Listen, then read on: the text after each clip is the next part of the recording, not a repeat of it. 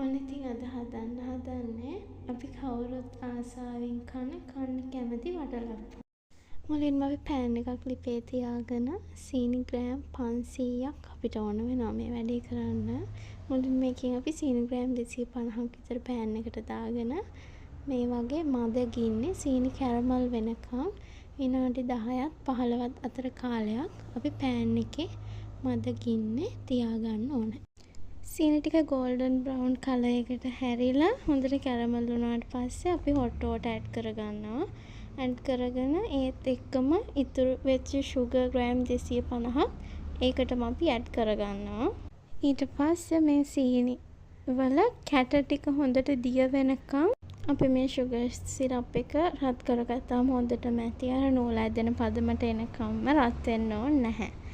ඊට පස්සේ අපි මේක නිවෙනකම් පැත්තකින් අරන් තියාගන්න ඕන.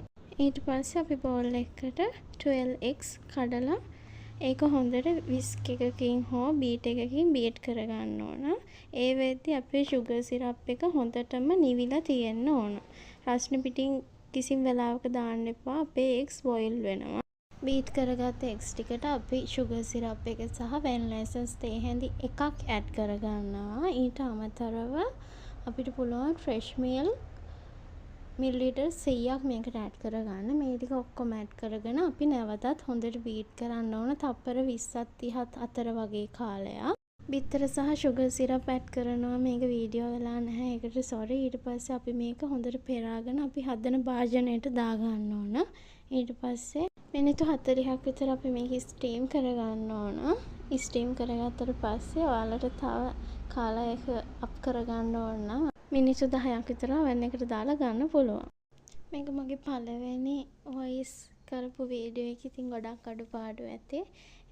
මොකක් හරි අඩුපාඩුවක් මං අතින් වුණා නම් ඒකට සමා වෙන්න. ඒ වගේම මාව subscribe කරලා මගේ channel එකත් එක්ක එකතු වෙන්න කියලා මම ගොඩක් ආදරෙන් ඔයාලගෙන්